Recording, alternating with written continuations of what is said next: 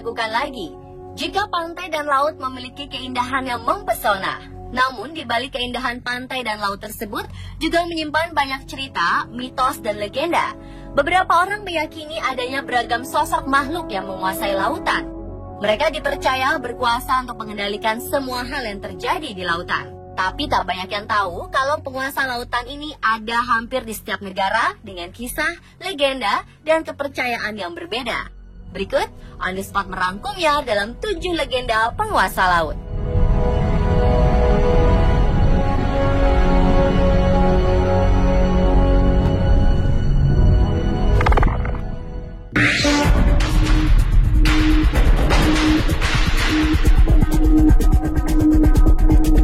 Pemirsa, tragedi pesawat AirAsia masih menyisakan duka mendalam bagi tanah air. Pencarian korban masih terus dilakukan dan penemuan badan pesawat telah mendapat titik terang. Belakangan ini sejumlah tokoh adat dan paranormal setempat diundang untuk membantu proses pencarian pesawat naas tersebut. Kemudian muncul cerita rakyat setempat tentang ratu penguasa laut tempat jatuhnya AirAsia QZ8501 di Selat Karimata. Menurut salah satu tokoh adat Kalimantan, Gusti Kadran, konon Selat Karimata terkenal angker yang dipimpin oleh ratu penguasa laut itu bernama Ratu Junjung Buih. Junjung Buih disebut sebagai istri Pangeran Suryanarta yang memberikan keturunan-keturunan yang berkuasa di Kalimantan. Dia adalah putri raja pertama di Kalimantan, buah hasil pertapaannya di Candi Agung dan ditemukan dari tumpukan buih di sungai. Semua ilmu yang dimiliki Ratu Kuripan diberikan kepada Ratu Junjung Buih yang membuatnya cerdas dan menjadi panutan rakyat Amuntai karena Ratu Kuripan menjadi pengasuhnya. Terlepas dari benar atau tidaknya cerita ini, sebagai manusia kita harus pasrah dan berdoa kepada Tuhan agar semua korban dapat ditemukan.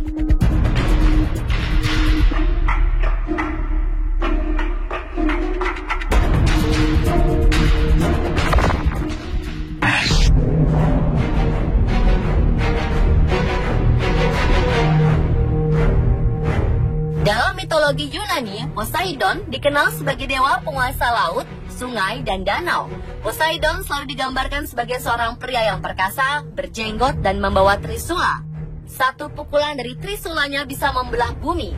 Poseidon terkadang digambarkan bertubuh setengah ikan dan mengendarai kereta yang ditarik oleh 2 ekor hipokampos. Seperti kebanyakan dewa laut, ia memiliki kemampuan untuk mengubah wujudnya. Tetapi Poseidon tidak memiliki kekuatan meramal.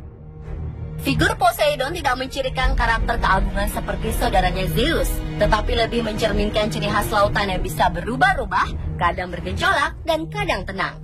Orang Yunani kuno percaya jika Poseidon adalah dewa yang menciptakan pulau-pulau baru dan membuat laut menjadi tenang. Tetapi jika Poseidon sedang marah, maka dia akan membenturkan trisulanya dan menyebabkan banjir, gempa bumi, dan kehancuran kapal laut.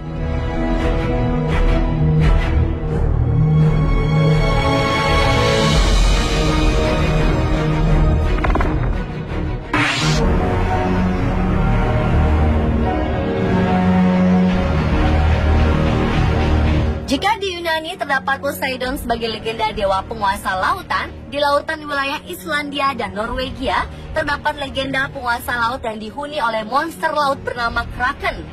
Kisah monster Kraken begitu melegenda di kalangan pelaut Norwegia selama ribuan tahun. Istilah Kraken pertama kali diperoleh dalam sebuah jurnal Systema Naturae karya Carolus Linnaeus pada tahun 1735. Jurnal itu berisikan nama monster-monster Norwegia yang hidup di abad ke-12. Dalam jurnal tersebut, Kraken dikisahkan sebagai makhluk sangat besar yang hidup di sekitar perairan sebelah utara Norwegia. Sementara itu, Erik Ludvigsen Pontoppidan, uskup Bergen yang juga seorang naturalis, pernah menulis di dalam bukunya Natural History of Norway yang terbit tahun 1752. Menurut Pontoppidan, Kraken memiliki ukuran sebesar sebuah pulau yang terapung dan memiliki tentakel seperti bintang laut. Ia juga menyebutkan kalau makhluk ini bisa menggulung kapal yang lewat dengan tentakelnya dan menariknya ke dasar lautan.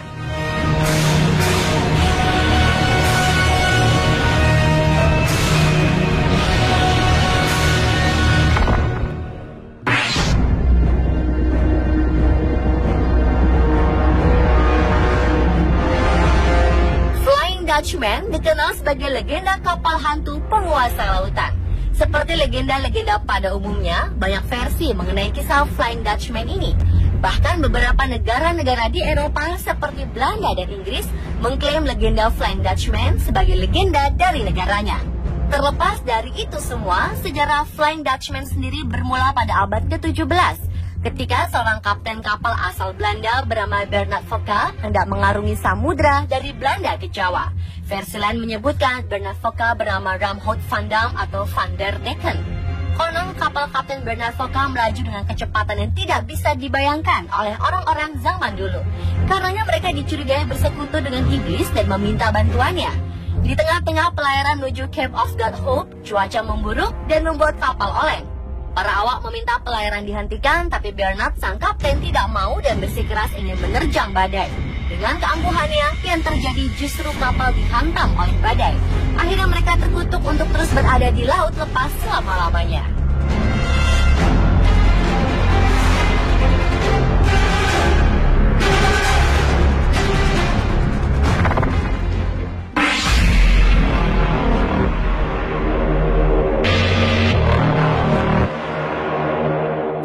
Tiongkok juga percaya dengan adanya Dewi Penguasa Laut yang bernama Tian Sang Sengmu atau dikenal pula dengan sebutan Ma Zu atau Mak Choi. Karena hidupnya sederhana dan gemar berbuat kebaikan, masyarakat memanggilnya Lin Sangren atau Lin orang yang baik. Ma Zu sendiri sebenarnya adalah seorang gadis bernama Lin Mo yang dilahirkan di keluarga pejabat. Sejak kecil ia dikenal pintar dan mempunyai daya ingat yang baik. Ia juga mampu menyembuhkan orang sakit dan mengajar orang bagaimana untuk mencegah penyakit. Setelah berumur 28 tahun, ia memutuskan untuk naik ke puncak gunung dan menjadi seorang Dewi Laut. Ia dikenal sebagai Dewi Laut yang suka menolong para pelaut dan menjadi pelindung etnis Cina dari wilayah selatan. Semenjak zaman dinasti Song sampai dinasti Qing, tidak kurang dari 28 gelar kehormatan yang dianugerahkan oleh kerajaan kepada beliau. Ma Zu juga menjadi sebuah identitas bagi orang-orang Tionghoa.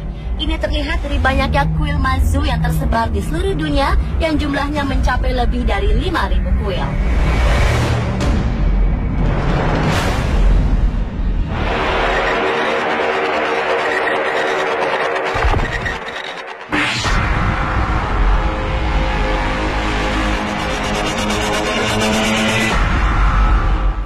Selatan adalah sebutan yang ada pada umumnya merujuk pada dua tokoh, yaitu Kanjeng Ratu Kidul dan Nyi Roro Kidul. Tokoh ini sangat populer di kalangan masyarakat Pulau Jawa dan Bali. Kepercayaan akan adanya penguasa lautan di selatan Jawa atau Samudra Hindia, terutama dikenal oleh suku Sunda dan suku Jawa. Tidak diketahui dengan pasti sejak kapan legenda ini dikenal. Namun legenda mengenai penguasa mistik pantai selatan mencapai tingkat tertinggi pada keyakinan yang dikenal di kalangan penguasa keraton dinasti Mataram Islam, Kesultanan Yogyakarta, dan Kasunanan Surakarta. Berbagai kisah dan legenda serta mitos-mitos meliputi tokoh legendaris ini. Dan pantai Palabuhan Ratu dikaitkan sebagai tempat berkuasanya sang ratu pantai selatan.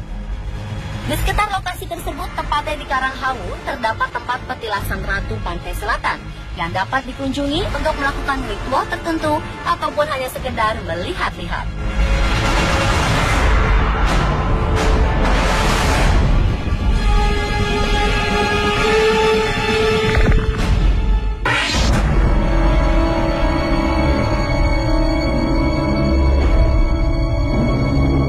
Ada cerita beredar di masyarakat Pekalongan tentang penguasa pantai utara Jawa atau dalam kepercayaan masyarakat Pekalongan dikenal dengan Dewi Lanjar. Dewi Lanjar atau Ratu Laut Utara adalah sosok legenda penguasa laut utara Pulau Jawa, khususnya di utara Pekalongan, Jawa Tengah. Masyarakat Pekalongan pada khususnya masih memiliki kepercayaan kental terhadap sosok Dewi Lanjar. Konon keraton Dewi Lanjar terletak di pantai Pekalongan sebelah Sungai Selamaran. Dikisahkan pada zaman dahulu di Pekalongan, hiduplah seorang putri cantik bernama Dewi Rara Kuning yang telah menjadi janda di usia yang sangat muda karena suaminya meninggal beberapa waktu setelah pernikahan mereka. Itulah sebabnya Dewi Rara Kuning kemudian terkenal dengan sebutan Dewi Lanjar. Lanjar adalah sebutan bagi wanita yang bercerai dengan suaminya dalam usia yang masih muda dan belum mempunyai anak. Karena dirundung duka, Dewi Lanjar memutuskan untuk meninggalkan kampung halamannya. dan bertapa di pantai selatan menghadap Ratu Kidul atas nasihat Raja Panembahan Senopati dan Mahapati Singorano. Konon dari pertemuan itu, Dewi Lanjar diperkenankan tinggal di pantai utara Jawa Tengah, terutama di Pekalongan.